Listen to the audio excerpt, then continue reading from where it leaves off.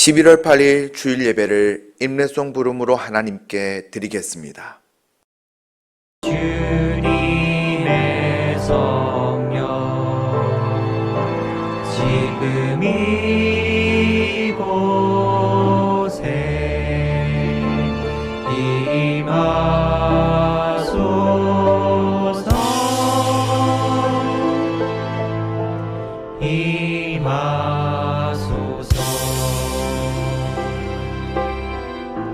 할렐루야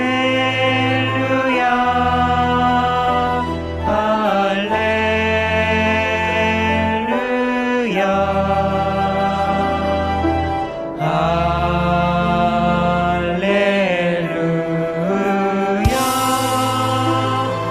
할렐루야.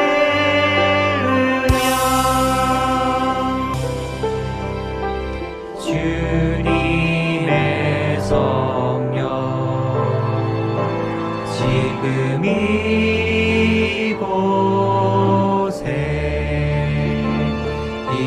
임하소서.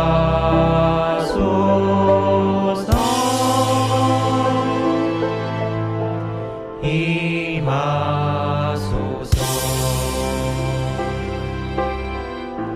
할렐루야 할렐루야 할렐루야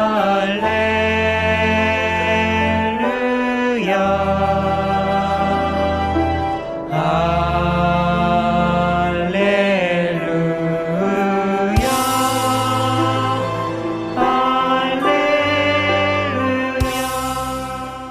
사도신경으로 신앙 고백 드리겠습니다.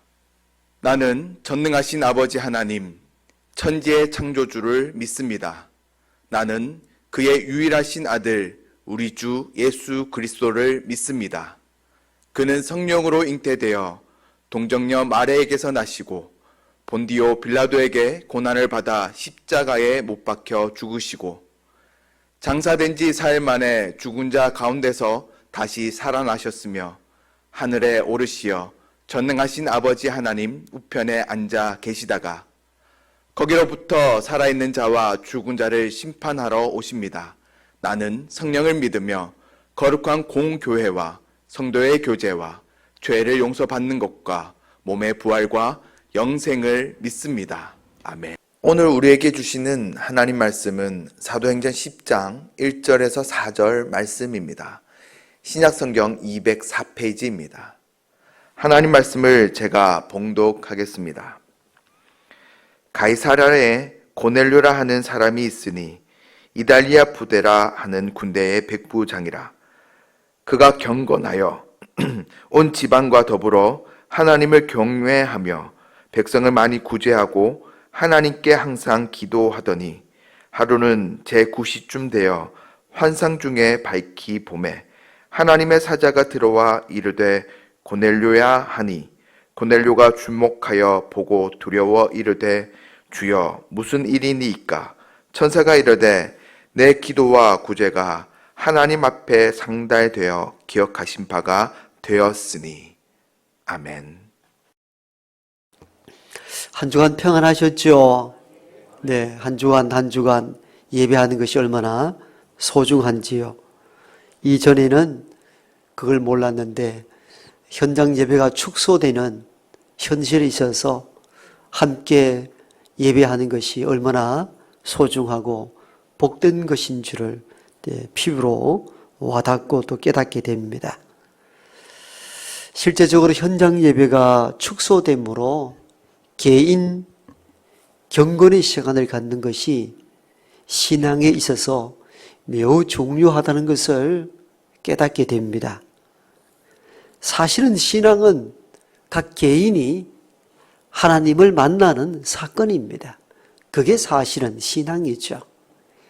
개인이 하나님을 만나는 그 사건, 그것을 개인으로 가지고 있을 때 그것이 곧 개인의 경건의 시간이 됩니다. 그러므로 우리는 이제껏 다중이 모여 예배하는 공적 모임을 중요시 여겼고 그 공적 모임을 통하여서 친교와 교제, 참된 예배가 진행되기도 했습니다마는 팬데믹 현상으로 인하여서 공적 모임 예배가 활발치 아니할 때 어떻게 신앙을 이어갈 것인가 고민해야 됩니다.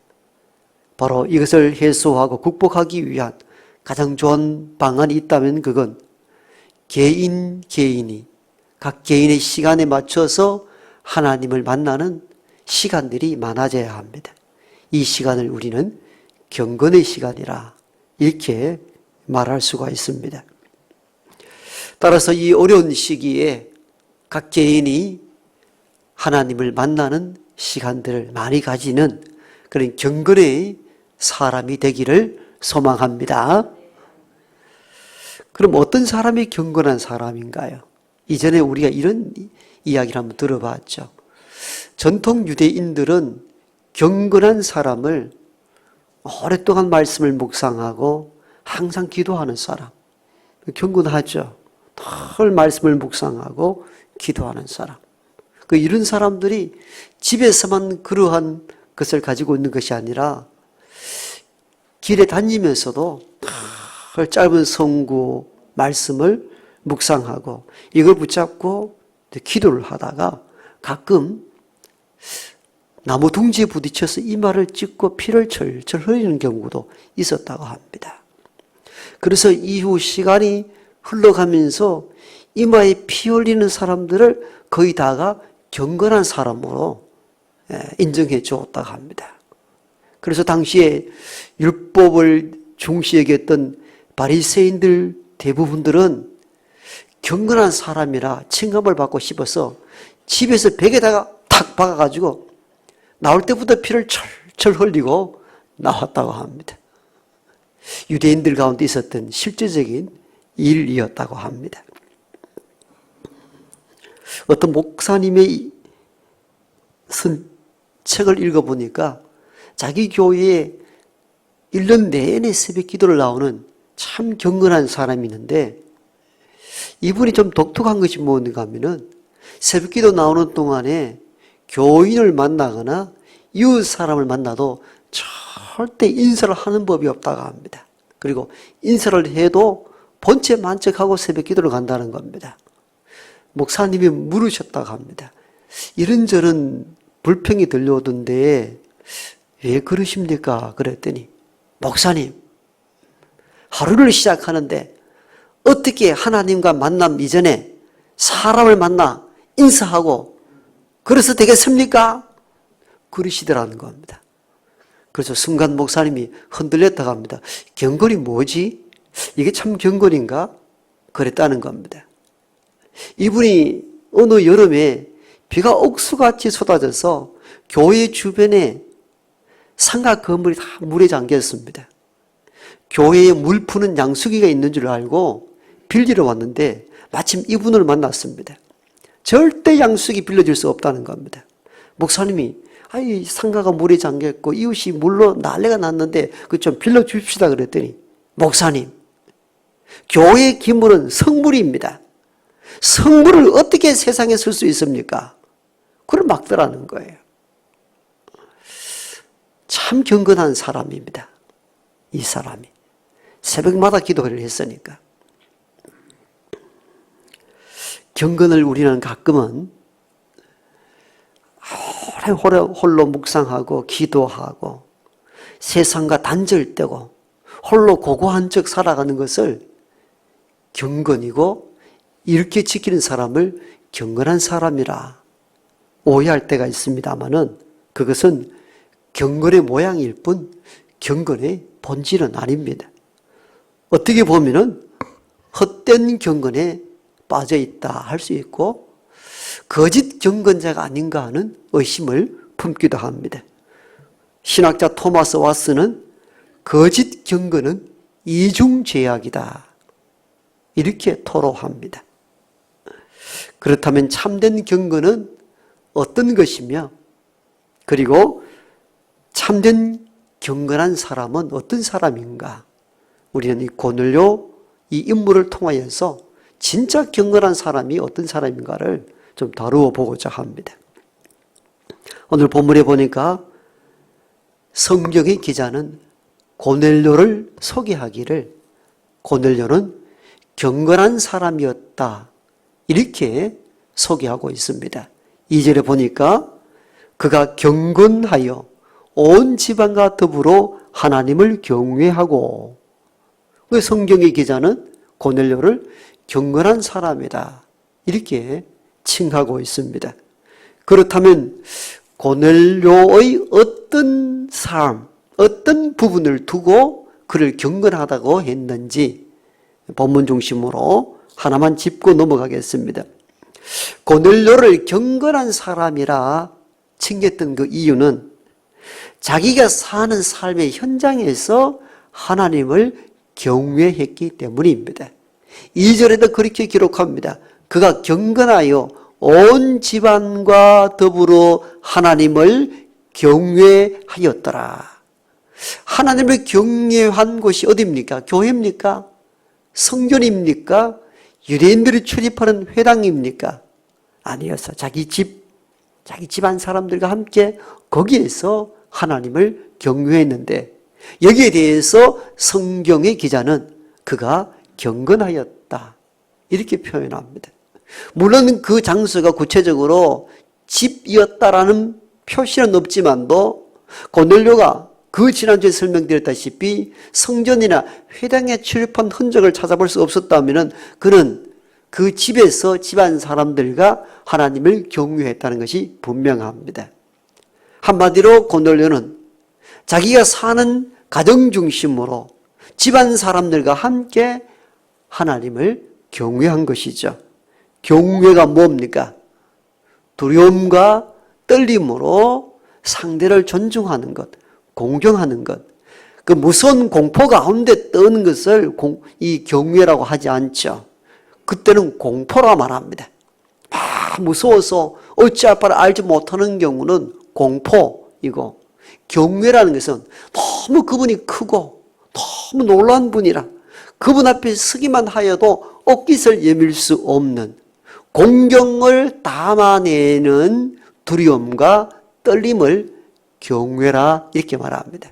즉 고넬료는 성전이나 회당, 오늘의 교회 중심에서 하나님을 경외한 것이 아니고 내 집 안에서 집안 사람들과 함께 그분이 너무나 높고 크고 그래서 존중의 마음을 담아 두렵고 떨림으로 살아갔다. 그래서 이 사람을 성경의 기자는 경건한 사람이었다 이렇게 소개를 하고 있는 겁니다. 따라서 경건한 사람이란 내가 살고 있는, 활동하고 있는 거기에서 하나님을 두렵고 떨림으로 섬기는 사람을 말합니다. 이 사람이 참으로 경건한 사람입니다. 우리는 대부분 교회 안에서 그래도 하나님을 경외합니다. 함부로 말하지 않습니다. 함부로 행동하지 않습니다. 그래도 두려움과 떨림이 있습니다. 예배 중에 옆 사람과 대화하지 않고 집중하여 하나님을 바라보는 그 중심이 하나님의 경외 사상이거든요. 이러한 교회 중심의 경외에서 넘어서서 내가 살아가고 있는 가장 시간을 많이 들여 소비하는 가정 속에서 하나님을 두려움과 떨림으로 섬기는 자세, 이런 삶을 살아가는 사람이 경건한 사람입니다. 또한 직장에서 아무도 보지 아니하니까, 내가 교회 다닌 줄도 모르니까 교회 안에서는 경건한 척 했지만도 여기에서는 그럴 필요 없다. 자기 성질대로 살고 마음대로 행동하고 그렇게 살아가는 사람이 아니라 거기에서도 하나님이 거기 계심을 믿고 두려움과 떨림으로 하나님을 경외하며 본을 보이며 살아가는 사람, 이 사람이 참으로 경건한 사람인 것입니다. 또는 일상 세상 밖에서도 그 걷는 곳, 활동하는 모든 지역, 거기에도 하나님의 계심을 믿고 두려움과 떨림으로 옷깃을 여미는 마음과 심령으로 살아간다는 사람, 이런 사람들이 경건한 사람이라 할 수가 있습니다. 그런데 앞에서 잠시 말씀드렸다시피 우리가 경건하다, 경건한 사람이다 하였을 때 저는 우리는 교회에서 말씀을 읽고 경청하고 깊이 묵상하고 기도하는 대부분의 사람을 경건하다 말했습니다. 그것도 경건의 일종이고 경건한 사람이 맞을 수 있습니다. 그러나 그러한 모습들이 우리가 사는 가정, 직장, 세상에 그대로 투영되고 있는가 보셔야 합니다. 교회 안에서는 이러한 깊은 묵상과 기도와 말씀에 대한 것과 은행에 대하여 늘 조심스럽게 대하면서도 집에 가서는 폭군이 되는 부모들이 있지 않습니까? 이런 사람을 과연 경건한 사람이라 할 수 있는가? 직장에 가서는 힘들고 어려운 곳 요리조리 다 피하고 또 주일날 일이 닥쳐왔을 때에는 나 오늘 교회 가야 합니다. 그도 교회 가고 우리가 보이는 그 사람이 참 신실한 주일 성수 경건한 자가 말하지만도 직장인들이 그 사람을 볼 때 얼마나 미운 사람이 되겠습니까? 이런 사람은 경건한 사람이라 할 수 있겠는가? 우리는 고민을 해야 되거든요. 교회 안에서는 온갖 경건한 모양을 다 보이면서도 세상 속에서는 사기치고 거짓말하고 온갖 나쁜 일에 물들여 있는 이 사람들을 경건한 사람이라 할 수 있겠느냐는 것입니다. 참된 경건자는 교회 안에서뿐만 아니라 저와 여러분이 사는 가정에서, 직장에서, 세상 속에서 거기에 하나님의 계심을 믿고 두려움과 떨림으로 하나님을 경외하는 사람입니다. 교회 안에서만 경외, 경건한 모양으로 산 자가 아니요 직장, 일반 세상 속에서 거기에서 하나님을 만나는 것입니다. 여기도 하나님 계시지. 이 두려움과 떨림으로 하나님을 경외하며 살아가는 이 사람이 곧 경건한 사람인 줄 믿습니다. 그러므로 우리는 저와 여러분이 사는 가정, 직장, 세상 속에서 거기서 하나님을 만나고 거기에도 하나님의 계심을 믿고 하나님을 거룩히 섬기는 경건의 삶을 살아가는 경건한 사람 되기를 원합니다. 여러분 성경에는 고넬료가 성전이나 회당에서 자기 신앙을 지켜왔던 흔적들을 찾아볼 수가 없습니다. 그런 이방인입니다. 그러므로 자기 집에서 집안 사람들과 함께 하나님을 경외했습니다. 이를 두고 성경 기자는 고넬료가 경건한 사람이었다고 소개하고 있는 것입니다. 우리가 사는 삶의 현장, 거기에도 하나님의 계심을 믿고 두려움과 떨림으로 하나님을 경외하는 경건의 사람으로 살아가기를 축복합니다. 구약 성경에 나오는 욥이라는 인물 잘 알죠? 욥기 1장 1절에 보면 욥에 대하여 이렇게 이야기합니다. 그 사람은 온전하고 하나님을 경외하며 하나님을 경외한 사람으로 욥을 소개합니다. 욥은 하나님을 경외한 자였습니다.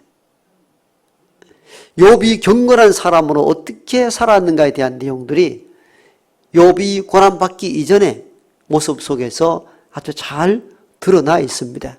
그런 큰 부자였습니다. 당대에 동양에서 소문난 부자였습니다. 그런데 그가 독특하게 경건하였다 말합니다. 참 이루기가 어려웠거든요.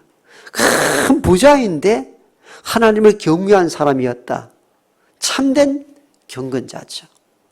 어떤 모습에서? 욥에게는 10명의 자녀가 있었습니다. 10명의 자녀들은 자기 생일이 되면은 욥 부모와 그리고 자기 형제들 다 초청해서 생일 잔치를 벌입니다. 큰 아들이 하면은 다 하면 둘째 아들이 이런 식으로 돌아가면서 생일 잔치를 벌입니다. 참 화목한 가정입니다. 대부분 우리나라의 재벌들 가정에 참 가정의 위기와 분란이 많은데 욥의 가정은 참 본받을 게 많아요. 동양의 큰 자고 당대의 부자였음에도 불구하고 하나님을 경외하는 자였고 자녀들 10명이 분란이 없었습니다. 생일잔치가 되면은 항상 다 초대해가지고 형제끼리 함께 음식을 나눠 먹는 즐거움이 있는 복된 가정이었습니다. 이것만이 본이 되는 게 아니었어요. 이보다 더 독특한 것이 있었습니다.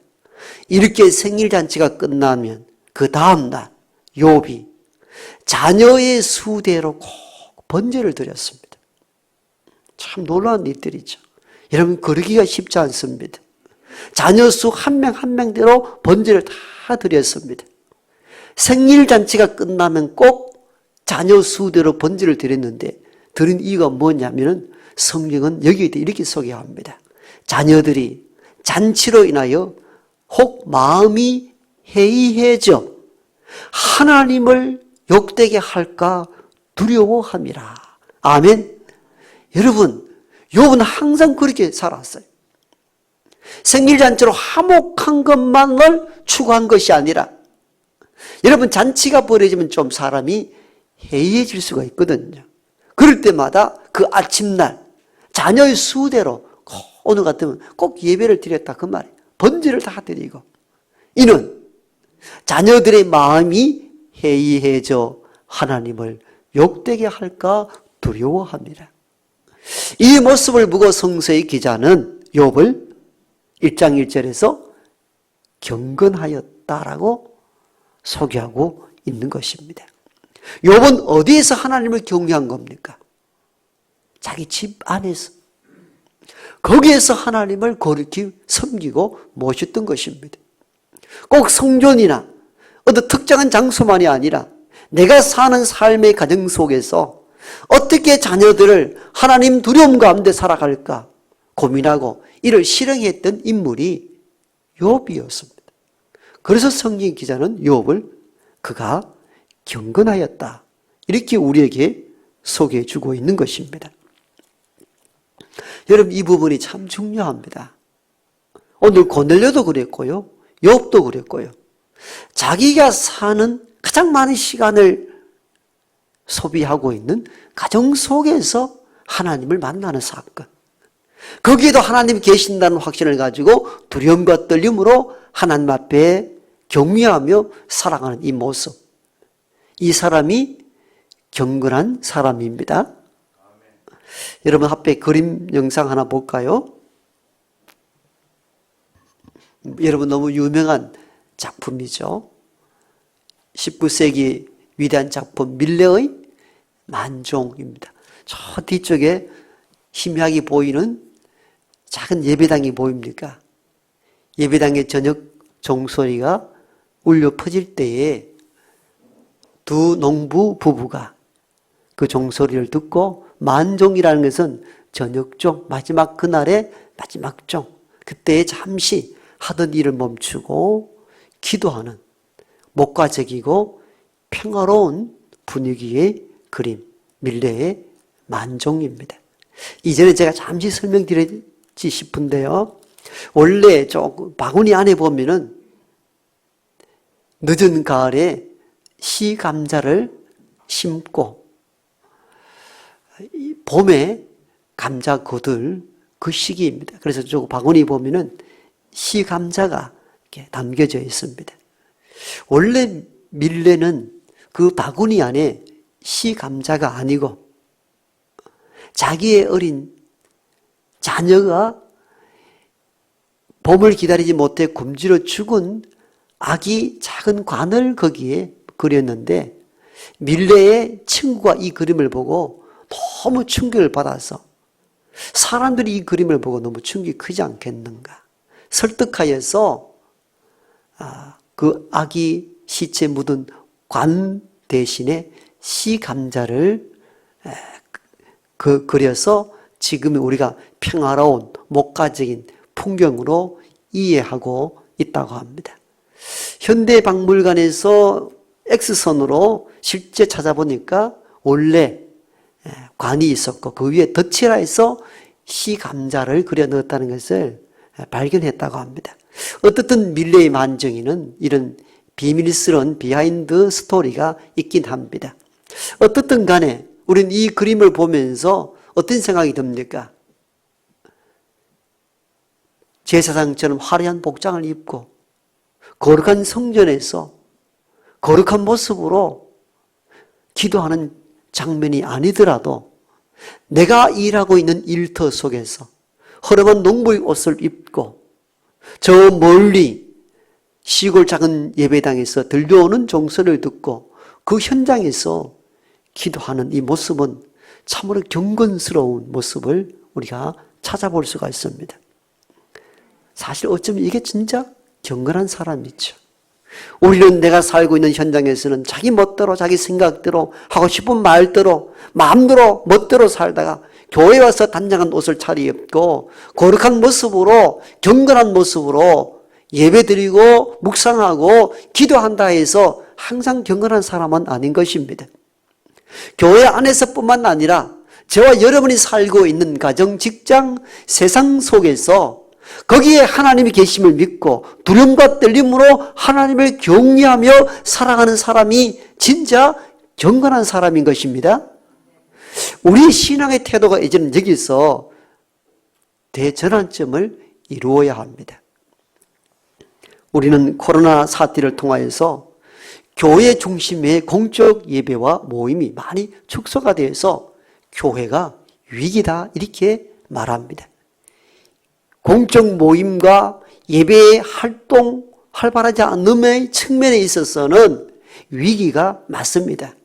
그런데 오늘 우리는 이 경건한 사람이라는 제목을 통해서 고넬료를 소개받으면서 이 시기가 꼭 위기만이 아니라 우리의 신앙을 새롭게 하는 기회가 될 수 있다는 사실을 깨닫기를 원합니다. 우리는 이제껏 교회 중심, 교회에서 경건 생활만 줄기차게 주장했지 교회에서 이런 모습들이 저와 여러분의 가정과 직장과 세상 속에서 그대로 투영되고 그 모습으로 왔던가를 반성할 필요가 있습니다. 그런 차원으로 보면은 공적 예배와 모임이 활성화되지 아니하는 이런 팬데믹 현상 속에서 기독인은 어떤 경건의 사람으로 살아갈 것인가 고민할 수 있는 계기가 되고 교회를 넘어서서 가정과 직장, 세상 속에서 거기에서 하나님을 만나고 하나님을 경외하는 참된 경건의 사람으로 살아간다면 신앙의 새로운 기회가 될 줄로 믿습니다. 그래서 우리가 이렇게 어렵다. 참 모임이 참 중단되고 축소되어서 앞으로 교회가 어떻게 될 것인가? 위기로만 볼 것이 아니라 우리 신앙을 좀 새롭게 보아야 되겠다. 이제는 공적 예배만이 중단한 것이 아니라 여기서 배우고 익힌 하나님의 말씀과 경건의 훈련들이 내 가정과 직장과 세상 속에서 그대로 가지고 가야 되겠다. 이렇게 새롭게 결단한다면 이것이 위기가 아니요 신앙의 새로운 기회가 될 줄로 믿습니다. 경건을 교회 안에만 가둬두지 마십시오. 교회 안에서뿐만 아니라 저와 여러분이 사는 가정과 직장과 세상 속 거기에서 하나님을 만나고 여기도 하나님 계시는군요. 바로 이러한 신전의식으로 두려움과 떨림으로 내가 사는 삶의 현장 속에서 하나님을 두렵고 떨림으로 살아가는 경건한 사람이 될 수 있기를 간절히 소망합니다. 다 함께 찬송가 28장으로 찬양 드리겠습니다.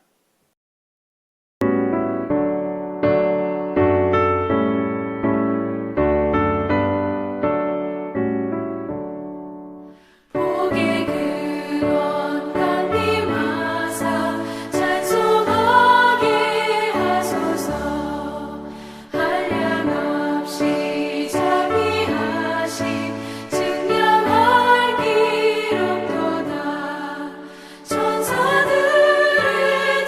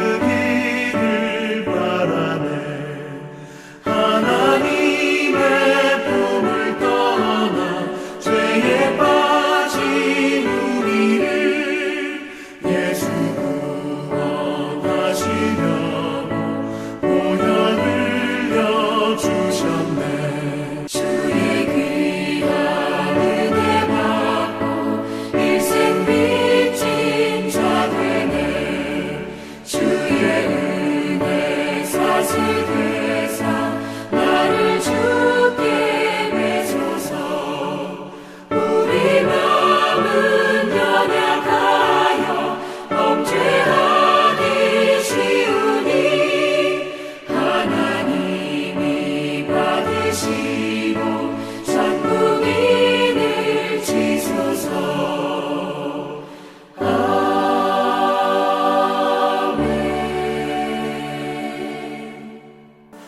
네, 앞뒤 잡은 인사하십시다. 사랑하고 축복합니다. 네.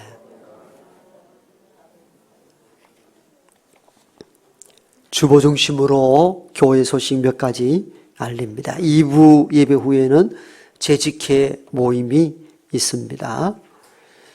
재직회 후에 바로 이어서 남녀 기관장 모임을 갖겠습니다. 다음 주 남녀 선교회 별 총회 있기 전에 또 남선교회 여전도에 분류하는 것을 임원들과 함께 조율하도록 하겠습니다.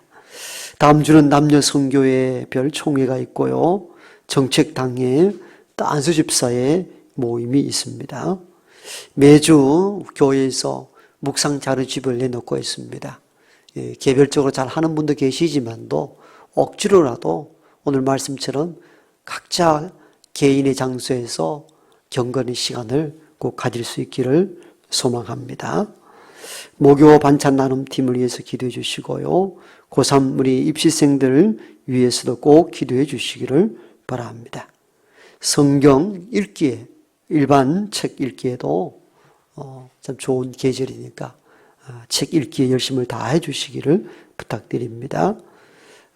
이제 입대했던 친구들이 하나 둘 제대하고 있습니다. 최근에 4명의 우리 청년들이 제대를 하였습니다. 청년부 중심으로 활동이 잘 이루어지고 또 이후에 이들의 진로가 잘 진행되도록 계속 기도해 주시기를 바랍니다. 노회 장로회 총회가 이번 주 토요일 있습니다. 해당되시는 분들 참여해 주시기를 바랍니다. 그 이외의 소식은 주보를 참고하시면 되겠습니다. 지금은 여기 우리와 함께 하시는 우리 구주 예수 그리스도의 은혜와 하나님의 크고 놀라우신 사랑하심과 성령의 내주 교통하심이 내가 서 있는 거기가 하나님을 만나는 장소임을 인식하고 경건한 사람으로 살아가기를 작정하는 여기 모인 하나님의 모든 권속들과 병과 환난과 어려움 속에 살아가는 땅의 모든 백성들과 국내외에서 복음을 선포하는 국내외 모든 선교사님들 머리 위에 이제부터 영원토록 함께 하옵시기를 간절히 축원하옵나이다. 아멘.